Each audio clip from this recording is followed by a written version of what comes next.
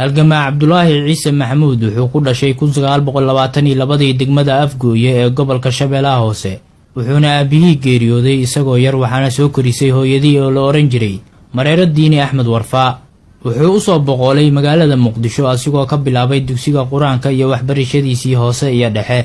1938 Cabdulaahi Ciise isagoo jira 16 sano ayuuna ka qalin jabiyay dugsiga sare wuxuuna durba noqday maamulo xafiis 1943 wuxuu ka mid noqday golihii dhexe ee SYL oo markaas la dhihi jiray SYC asigoo 1944 ka furay magaalada Beledweyne laantii ugu horeysay ee xisbiga waxaana xusid mudan in Beledweyne tahay magaaladii uu madaxweyne Aadan Cabdulle Cusmaan kaga soo biiray xisbiga SYL halii Cabdulaahi Ciise asigoo jooga Beledweyne isla markaana tahay sanad guuradii afraad ee xisbiga ee 15 May 1947 ayaa loo doortay xogayaha ururka asigoona durba bedelay magacii ururka ee ahaa SYC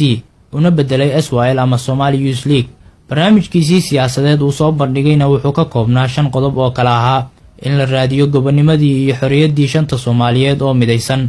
in la dagaalamo dhaqanka kala qaybinta ee qabyaaladda ku dhisan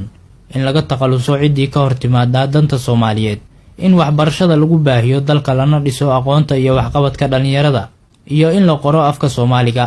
1947 bishii November halgamaa Cabdulaahi Ciise Maxamuud wuxuu gudoomiyay fadhigii taariikhiga ahaa ee golaha dhexe ee SYL ku gaareen in muddo 10 sano ah maamulka Soomaaliya si ku meel gaar ah loogu dhiibo afartii quwadood ee waagaas dunida ka jiray isla markaana ku adkaaday dagaalkii labaad ee adduunka oo kala ahaa Mareykanka, Ingiriiska, Faransiiska iyo Ruushka dowladahan guddi ka socday ayaana dalka soo gaaray 7 Janaayo 1948 si ay ugu kurgalaan rabitaanka dadka Soomaalida inta uusan guddigan imaanna SYL waxay qabatay shirweyne ee ka soo qayb galeen gudiyadii leegada ee gobolada Soomaaliyeed oo idil si loo cadeeyo mowqifka Soomaalida 11 bishii koowaad 1948 halgamaa Cabdulaahi Ciise Maxamuud oo ku sugnaa xarunta SYL ayaa waxa soo weerareen koox dabadhilif u ahaa Talyaanigii ururka SYL-na wuxuu go'aansaday weerar waji ka waji ah inuu galo waxaana maalintaas bilowday dagaalkii ha noolaato oo ay ku geeriyoodeen 52 ruux oo Talyaani ah iyo 15 ruux oo dabadhilif u ahaa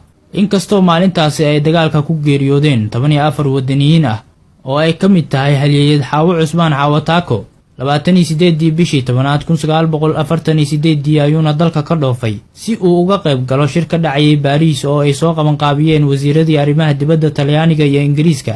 31 bishii 10 1948 wuxuu halgamaa Cabdulaahi Ciise warqad u qoray xogayihii qaramada midoobay asigoo u sheegay in Soomaaliya doonayso xorriyaddeeda Aadan Muuro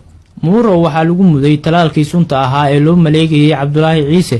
in muddo ah ayuuna u jiifay sariirta talaalkaas awgiis 30 bishii 10 1948 halgamaa Cabdulaahi Ciise waxa uu ka degay magaalada London 3 bishii 11 1948 ayuuna la kulmay xogayaha arrimaha dibadda ee dalka Ingiriiska Maarso 1949 wuxuu tagay xarunta qaramada midoobay ee New York halkaas oo uu ka waday diblomaasiyaddii uu xorriyadda Soomaaliya ugu raadinayay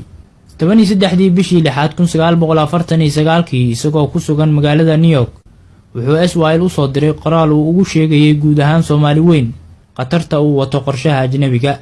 21 bishii 11 1949 wuxuu suurtageliyay in qaramada midoobay soo saarto go'aan koonfurta Soomaaliya xorriyadda lagu gaarsiinayo muddo 10 sano ah ayadoo uu maamulayo Talyaaniga iyo guddi ka socday qaramada midoobay oo ka koobnaa dalalka Masar, Filibiin iyo Colombia oo ilaalinayay howlaha xorriyad gaarsiinta sida ay u socdaan 18 bishii 10 1950 halgamaa Cabdulaahi Ciise Maxamuud dacwad ka dhan ah maamulkii Afis ayuu u qoray qaramada midoobay asigoo ku eedeynayay inay ka leexdeen waajibaadkii loo xil saaray wuxuuna weydiistay qaramada midoobay in la sameeyo guddi la tashi qaran oo awood leh